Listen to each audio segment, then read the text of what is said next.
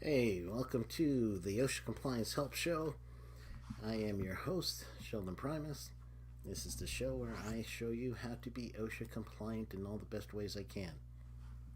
I had a bunch of sound difficulty last time. I got a different mic system, so therefore I'm going to have to kind of go a little towards the mic. This is this guy over here. You can't see it. It kind of looks funny. It looks like you're seeing through it right now. But I am going to use this. Chances are I'll do this where I'm holding it where you could hear me a little bit closer, and then when I need to set it down I will. So it literally looks like it's looking through me. That's pretty odd. But I'm going to check a couple of things today just to make sure that I'm covering everything that I should. And truly, yesterday in the nation's capital was just a awe thing. Just the whole everything that's happened in our country over the last 24 hours is truly incredible. Hakeem tells me that I'm in the safety matrix. That's what it looks like, right? Just going right through me. But lost in all the chaos of yesterday was something that happened where now the Democratic Party has actually taken control of both Senate and the House, and then also with the presidency. So that means that truly, for compliance purposes, you should really start thinking about how you need to be ready for what is going to happen, because things will change, and they'll probably change rapidly as far as safety and health. So I'm going to, again, as I mentioned before, I'm going to have the mic up and down. This isn't my normal mic. My other one is at the shop, or actually the board's at the shop. The mic is fine. But go ahead and type in with me, OSHA.gov, so you guys could go and find this with me. So I'm going to show you exactly what I'm seeing, so you guys could share the screen. And I'm going to give you again a couple of things that you should be aware of now that we know for sure that we're going to have a Democratic president, a Democratic Congress on both sides of Congress. OSHA themselves is looking to change. So I'm going to show you a couple of things real quick. Let's go into the About OSHA. And let's look at this chart right here. So this chart that I'm showing you, this one is going to make a big difference. Good morning, Paul. How you doing? Morning, Charles. I love former students checking in on me. That's awesome. Good morning, guys. Glad that everything's okay with you today. What we're looking at is truly it is right now going to change. This is what Lorene Sweat has been the active OSHA head for a while. And I say acting because she is not the assistant secretary of the Department of Labor, who is typically a person who is the OSHA person. And for those of you that's just joining me, I have to use my snowball mic, so it's kind of freaky, isn't it? But anyway, what this means then is I would imagine with the appointment process of putting people into office, it's actually going to go even easier and smoother than before.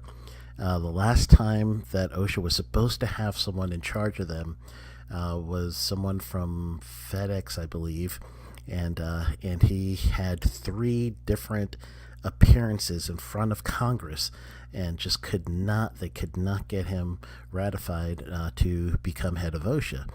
So he had to pretty much go on with his rest of life and not always be in a waiting pattern for this approval. So this position has been vacant for a while, and it's been pretty much the principal deputy assistant secretary, Lorene Sweat, that has been running the department. That put OSHA in a holding pattern is really what that boils down to. So they couldn't do a lot of the directives that they really wanted to. I showed you guys before where to find the directives, but I'll show you one more time before I get into what I was really going to talk about. But if you have any questions or comments, this is the time to put it in the chat box for me too, so I could answer your OSHA compliance questions and then also help you with any other comments along the way. So I'll go back over here. One of the things that you really want to look for under standards is the regulatory agenda. I've mentioned this in past streams before, but now knowing that the path to getting these things to become law is going to be quicker than before, you should really look at these DOL, OSHA, Department of Labor, OSHA, these stages of rules. If you have any of these activities in your organization, starting with the pre-rule stage of emergency response, mechanical power press, workplace violence if you're in healthcare or social assistance, lead levels for medical removal, these are all in the pre-rule stage. They've been hanging out in this pre-rule stage for a long time, so that means to me it's going to start getting pushed forward with OSHA having an agenda. And previously, in past OSHA compliance health shows, I actually showed the transition letter from the Biden-Harris administration that said they are going to aggressively start having compliance back in all agencies, and they're going to create a joint group with OSHA, MSHA, the DEP, and a few other agencies to get what they believe should be enforced right away. So that's why you should probably look at this. I'm going to go ahead and copy this. I'm going to put it in the chat box for you. So you're about to see a chat populated from me to you. Hopefully whatever service you're looking at me on, you're going to be able to get this chat. And when you do, then go ahead, follow that link. And then you'll have this for yourself. Next stages proposed. Communication tower, HAZCOM, forklifts, lockout, tagout's going to be updated. Tree care standard. If you guys are in tree care, you're about to get a standard. Drug testing program and safety incentive rules. That was actually a clarification rule. Welding and construction for confined space, that's going to have its own standard. So these are things that I would say, if you have any of these activities that you guys are doing, then I would really start fine-tuning exactly what you believe you need to do for OSHA compliance. And if you were to click on the link over here on the right side of any one of these topics, it'll take you to what the proposed rule is going to what it's going to lead you to.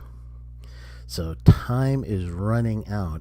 I truly mean time is running out for you as far as making sure that you figure out what needs to be in compliance for your organization, and then also you want to really find out are you prepared for the new OSHA, the stronger OSHA that's coming to you. One of the things I showed on Wednesday's episode, and I'm going to kind of go over real quick now because I listened back to the feed and I couldn't hear myself that well, so that means you guys couldn't hear me that well. And let's show you what I meant last week. Let's just say Tuesday, not last week, Tuesday. And again, if you have any OSHA questions, go ahead and ask me in the chat. I'll be able to answer those for you as well. And I want to make sure that I'm here as a service for you. So I do have a podcast. Let me tell you quickly about that. If you are into safety consulting or you just want to deep dive into safety, you could listen to the Safety Consultant with Sheldon Primus podcast. So it's a weekly podcast, but I'm also on Safety FM. And on Safety FM, there's a daily show, and I believe I am on the 8 to 9 o'clock hour daily. So you have the Safety FM version of me, which is a daily show, and you hear reruns and everything else of the podcast. But you can actually get the podcast on whatever services you listen to podcasts on, and just type in Safety Consultant, and you're gonna get me. So that's how that one will work. So if you do have any more questions, let's go ahead and put that in the chat box while I briefly review what I went over on Tuesday before I had my sound issues. So this, what I was going to go over on Tuesday was how OSHA finds you. There's several ways that they could do that, but there's probably the biggest way and the quickest way will be self-reporting, meaning that you had some sort of injury or illness in your workplace, and now if you are under certain industries that you need to report, from 20 people to 249 in certain industries, high hazard industries, you have to report to OSHA electronically in your 300-day summary logs that you're kind of putting together right now. If you had 3 years in a row increase in your days away restricted transfer rates or increase in your total recordable injury rates, then that puts you on the map of your local OSHA. And they're going to be looking at those numbers for that reason of compliance enforcement activities. So that's one of the ways. Another one is by complaints. You could go through the data and statistics page and you see a whole bunch of complaints listed as why OSHA goes out and inspects people. So if you are having workers feel like you are not treating them correctly and they're complaining, then truly that's how OSHA will find you. So that's one of the other things that I mentioned in on that page. For some of you that have joined me recently, you're probably looking at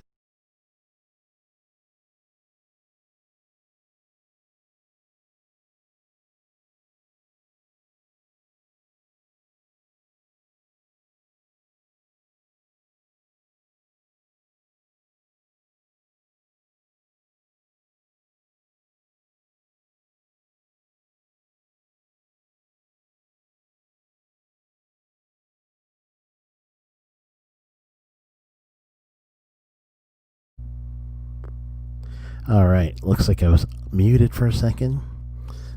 If you do have any safety compliance issues or OSHA compliance issues, go ahead and let me know, and I'll answer those for you. So let's talk about the second way. Well, it's going to be the third way OSHA finds you. And again, this is what I went over on Tuesday, but since you guys couldn't hear me that well because of the mic issues, just want to do it again. So another way for your OSHA to find you. So number one, self-reporting. Number two, complaints. Number three would be if there's a national or local emphasis. National for activities or equipment that you're using, or even sector that you're in. And local regional emphasis program, they have certain regions that have different activities and different hazards that other regions don't have. For instance, you have an oil and gas region in anywhere in the Gulf Coast area. Chances are there's going to be some oil and gas somewhere along the line when you get from Louisiana working your way over to Texas. Therefore, OSHA, that region, is probably going to have different hazards as opposed to a region that is more manufacturing or a region that's more medical or something similar to that. So in those cases, you'll have to look for those. So I'm going to show you right now how to get to that. So I'm going to share my page one more time. So let's get to this. Gonna share this screen. And what you're going to be looking for, and I'm just going to actually put it in the type box. So I'm going to do LEP, and that's going to be Local Emphasis Pro.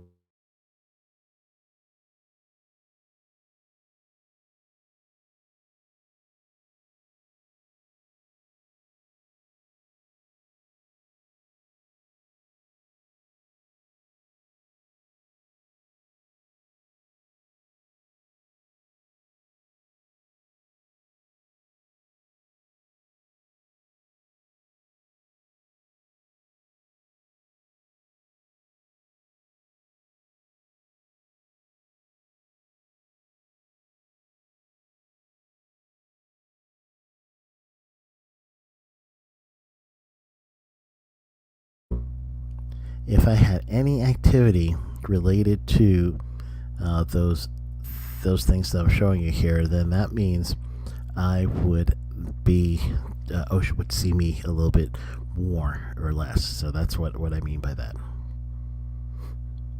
All right, so you guys are caught up. I just want to do something really quick today, so I could make sure that I covered some of the things that I missed on Tuesday. And then also I want to make sure that I keep you guys informed as best as I can. So that's Mike is really...